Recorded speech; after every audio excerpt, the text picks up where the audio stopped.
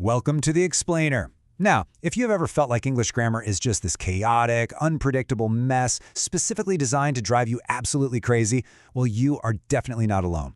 Today, we're taking on a full-blown linguistic investigation into English irregular verbs. We are going to uncover exactly why these verbs are actually highly structured and deeply logical, even though they feel, well, totally chaotic. 200. Yeah, that is roughly the number of irregular verbs in normal English use today. And honestly, I completely understand if that number feels a little overwhelming. It is super frustrating to try memorize hundreds of exceptions.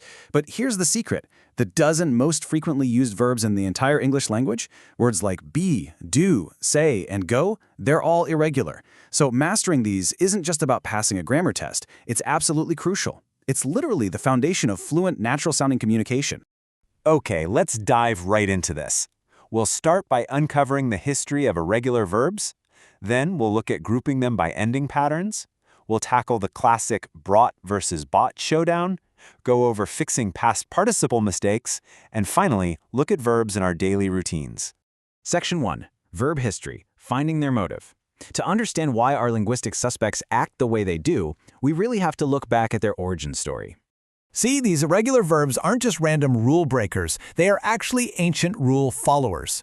It started way back in the Proto-German era where a system began with verbs changing their forms through vowel gradation. Then, during the Old English period, native irregular verbs, like the word bringen, were firmly established. After that, between the 15th and 18th centuries, the great vowel shift drastically altered pronunciations. That's what changed how we said words like keep and kept. And finally, in modern English, a powerful linguistic force called analogy actually causes some of these irregular verbs to switch over to regular patterns over time.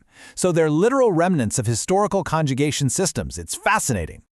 To really ground these historical concepts, we need to define strong versus weak verbs. Strong verbs change their inflected forms through vowel gradation, which linguists call ablaut. Think of the progression sing, sang, sung.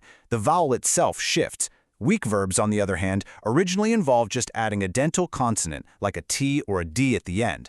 Most of the chaotic words we struggle with today, they evolved primarily from those ancient Germanic strong verbs. Section 2. Ending patterns. A mnemonic technique.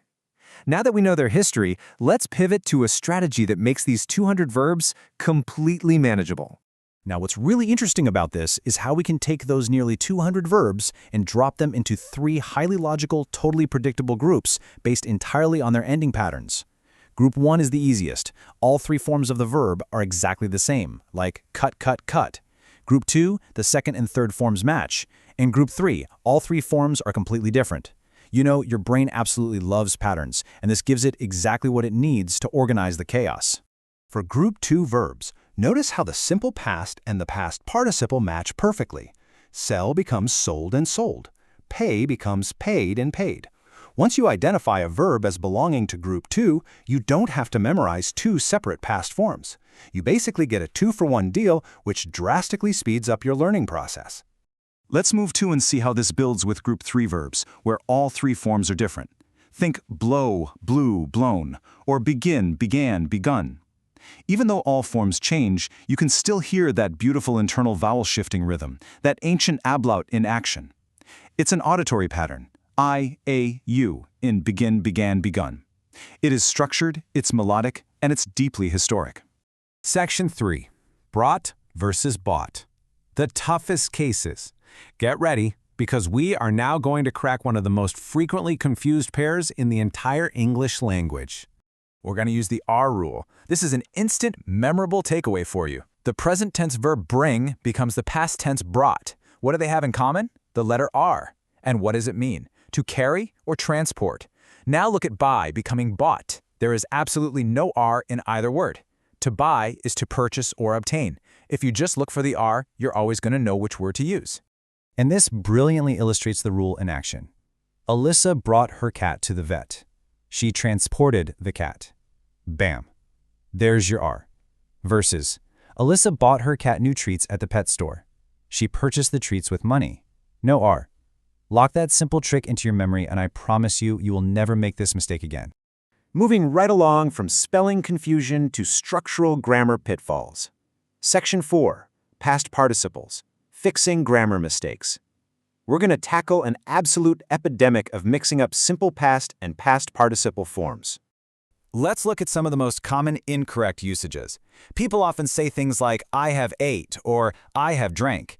That is taking the simple past tense and improperly combining it with the helping verb have.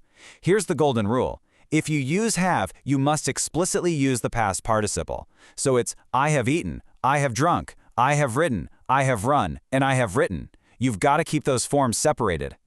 But hey, be aware you need to avoid the reverse mistake too. Sometimes people overcorrect, right? They incorrectly use the past participle as if it were the simple past tense. For the verb sink, don't say I sunk the ball. Sunk is the past participle. Without the word have, you just want the simple past. You should say I sank the ball. Sink, sank, sunk. Precision right here instantly elevates how polished you sound. Section 5. Daily routines. Verbs in reality. Let's pull back from the grammar rules for a second and look at how deeply we all rely on these irregular verbs every single day. Think about just a basic morning routine. I woke up, I took a shower, I ate breakfast, I went to work. Wake, take, eat, go. Mastering a basic, ordinary day means you are mastering a dozen irregular verbs without even consciously thinking about it. You are literally navigating ancient Proto-Germanic linguistic rules before you've even finished your first cup of coffee. Which brings me to a final fascinating thought for you. We know from history that the force of analogy continues to make irregular verbs regular over time. Words like chide evolved into chided. So if language is always evolving, which irregular verbs are going to change next? Will our grandchildren wake up tomorrow and naturally say, I slept well? Language is alive, and you're a part of its evolution every single time you use it. So keep practicing, keep spotting those patterns, and keep learning.